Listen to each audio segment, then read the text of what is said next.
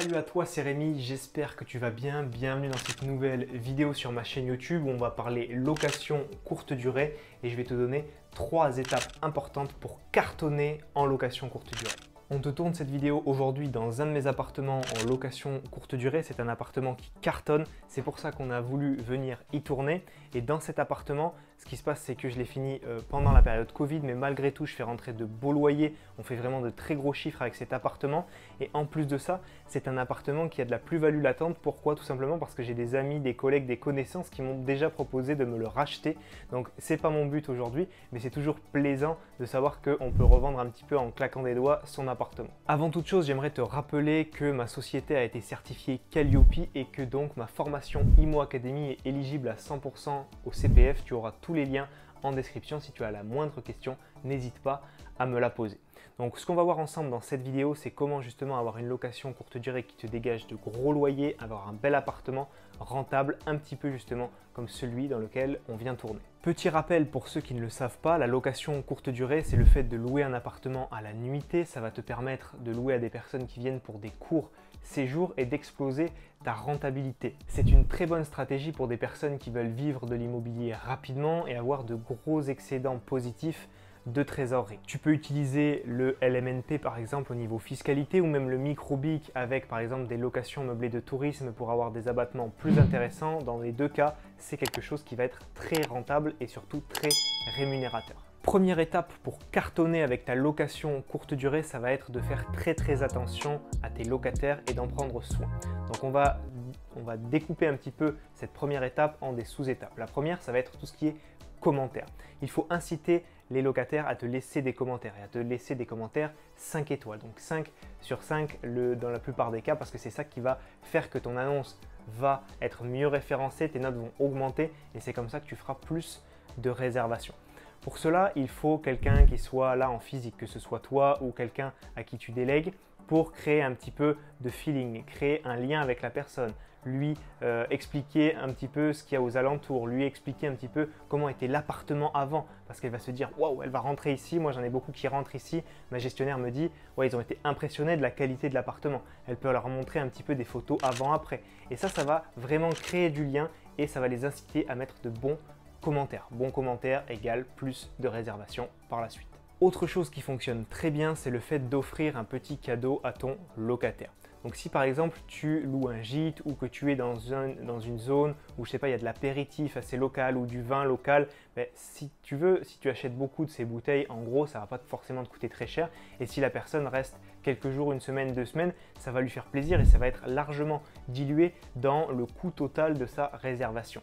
Et c'est vraiment quelque chose qui va lui faire plaisir. Elle va s'en souvenir, elle va se dire j'étais dans cet appartement et on m'a offert ça, un petit pot de confiture locale, une petite boisson locale, ça peut être une bouteille d'eau, ça peut être des chips, des cacahuètes, quelque chose de très simple, mais ça fera la différence. Autre point très important dans le fait de prendre soin de son locataire, c'est de faire des check-ins physiques et de parler en amont avec ton locataire. Ma gestionnaire, elle a ce truc, elle a ce côté humain, elle a ce côté sympa, un petit peu commercial, mais dans le bon sens du terme, qui va faire que ça va bien se passer avec le locataire et que ça va créer du feeling. Je sais personnellement que c'est quelque chose que je ne ferai pas aussi bien qu'elle et c'est bien pour ça que je lui délègue cette partie parce que derrière ça va amener des gens qui réservent plus souvent, ça va amener des bonnes notes et ce n'est qu'un cercle vertueux par la suite. Enfin, dernier point dans le fait de faire très attention à ton locataire, c'est d'être très réactif. Et je pèse mes mots, ça veut dire que tu dois répondre dans l'heure. Et c'est ce dont est capable ma gestionnaire et c'est pour ça qu'on va faire de gros chiffres avec cet appartement par exemple. Pourquoi? Tout simplement parce que des personnes qui veulent visiter une ville, elles vont regarder plusieurs appartements. Et si elles envoient une question par exemple, est-ce qu'on peut facilement stationner dans la rue devant l'appartement parce qu'il n'y a pas de place de parking? Si ma gestionnaire, elle répond dans les 10-15 minutes, dans les 30 minutes, finalement, ils vont se dire ok, elle va leur dire oui, c'est facile de stationner, pas de souci, il y a souvent des places. Elle va même dire dans telle rue, dans telle rue, dans telle rue autour, il y a souvent des places. Là, ça va les faire passer à l'action et ça va les faire réserver. Si tu réponds le soir même alors qu'on t'a posé la question à 10h le matin, ils vont se dire bon, la personne ne répond pas, on va chercher ailleurs. Et là, tu vas perdre des locataires. Donc la réactivité, c'est hyper important. On a terminé pour le point numéro 1, on est venu dans cet appartement qui cartonne justement pour te parler de location courte durée et maintenant pour te faire visiter un petit peu, on va changer de point de vue pour continuer. Deuxième chose à faire pour cartonner en location courte durée, c'est d'avoir une bonne gestion des prix. Alors moi, ma méthode que j'enseigne à mes élèves en formation et qui pour moi en tout cas est la meilleure et fonctionne très bien en location courte durée, c'est de commencer avec des prix bas. Alors quand je dis commencer avec des prix bas, ça ne veut pas dire se brader et louer une nuit au tiers du prix qu'elle vaut par exemple, mais c'est simplement de commencer un petit peu en dessous. Pourquoi? Parce que ça va te permettre d'avoir plus de réservations. Tu peux aussi jouer sur le fait de faire des promotions pour les X premiers locataires. Et du coup, ça va te permettre d'avoir des personnes qui viennent dans ton appartement, qui payent un petit peu moins cher, qui vont être contents du rapport qualité-prix, qui vont mettre des commentaires. Ça va beaucoup réserver, l'annonce va être beaucoup vue et elle va être mieux référencée. Je sais que tu as des objectifs en termes de cash flow, mais ce n'est pas grave si tu ne les atteins pas au bout de 1, 2, 3 mois. Si tu les atteins au bout de 3 mois par exemple et que tu as commencé avec des prix plus bas, c'est mieux de faire comme ça parce que ton annonce sera beaucoup plus visible. Si tu fais l'inverse et que tu commences avec des prix élevés, mais finalement tu vas avoir peu de gens qui vont venir louer ton appartement, tu auras 0 commentaire donc ça ne donnera pas forcément confiance et ton annonce va peiner à démarrer. Comme je te l'ai dit, tu peux commencer par faire quelques promotions pour les 3 premiers voyageurs par exemple avec un 20%, tu peux réduire le prix de temps en temps certains week-ends, ça va te faire venir d'autres voyageurs qui ne seraient pas venus parce qu'ils avaient mis un petit curseur de prix. Bref, il faut faire attention à tout ça et avoir un prix trop élevé dès le départ, ça pourrait te saborder. Une bonne gestion des prix, ça passe aussi par le fait de faire attention aux conditions de remboursement. Dans mon cas, j'ai des conditions de remboursement qui sont assez strictes et ça va me permettre de faire du surbooking dans certains cas. Je m'explique. Si quelqu'un réserve mon appartement et me paye à l'avance et que finalement cette personne ne veut pas venir dans l'appartement, elle aura déjà payé toute ou une partie de la réservation et ne pourra pas être remboursée parce que c'est les conditions que j'ai choisies. C'est des conditions que l'on peut choisir à différents niveaux, par exemple sur Airbnb. Et moi, par exemple, j'ai choisi les conditions strictes. Ce qui fait que cette personne, elle aura perdu, mettons, la moitié de ses nuits. C'est moi qui le touche parce que c'est dans mes conditions. Et ces nuits, je peux les remettre à la location et faire ainsi du surbooking pour vraiment exploser la rentabilité de cet appartement certains mois. Troisième étape pour exploser ta rentabilité en location courte durée, c'est le fait d'être très précis et rigoureux à tous les niveaux. Donc au niveau de ton annonce et de tes photos, il faut que ce soit exhaustif. Il faut que l'on sache où on peut faire nos courses, quels sont les points d'intérêt autour, comment prendre les transports en commun.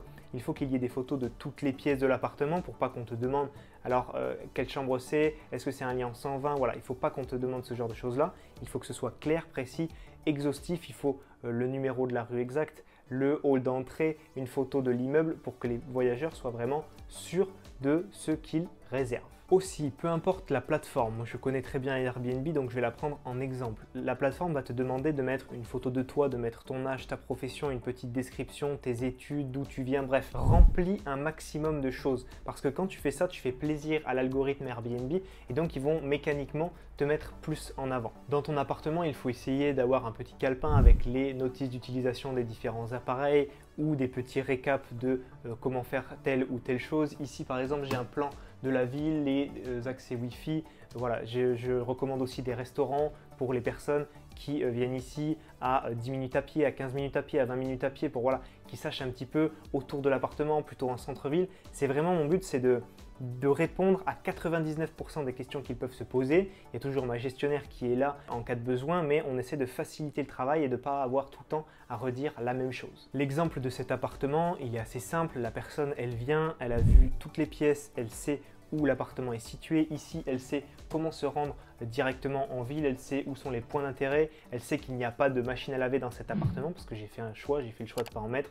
Elle sait où est la laverie la plus proche, elle sait qu'il y a une bouilloire, elle sait qu'il y a une machine à café, que c'est une Nespresso avec les capsules Nespresso si elle a besoin de faire ses courses, elle sait vraiment tout. Le but est tout simplement, en étant précis et rigoureux, d'avoir des locataires contents qui savent ce qu'ils réservent et toi derrière, ça va être beaucoup moins chronophage pour toi ou pour la personne à qui tu l'as délégué parce que on s'imagine pas mais c'est énormément de temps passé à répondre aux messages sur Airbnb, à répondre aux appels, où est-ce qu'on peut se garer, est-ce que j'ai oublié de vous demander, est-ce que il y a une machine à café, est-ce qu'il y a ci, il y a ça. Donc c'est vraiment très très long, le but c'est de décrémer tout ça et que ce soit le plus fluide possible. Dans cet appartement, on a automatisé pas mal de choses, on a amélioré nos processus. ce qui fait que cet appartement tourne très bien, on s'est professionnalisé et c'est vraiment le but, c'était ce que je voulais avec cet appartement, qu'il soit hyper rentable.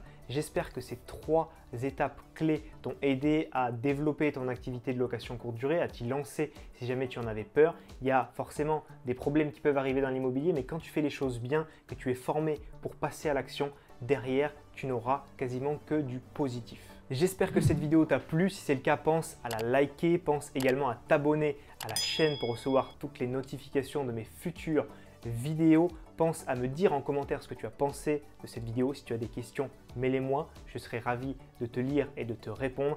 Et si tu veux te lancer dans l'immobilier de façon gratuite, j'ai créé 1 heure de formation vidéo. Tu vas la retrouver sur le petit carré qui va s'afficher en bas de l'écran ou bien en description et on voit étape par étape comment te lancer dans l'immobilier en toute sécurité. On se voit tous les deux de l'autre côté dans ton espace de formation privé. C'était Rémi, à très vite. Ciao, ciao.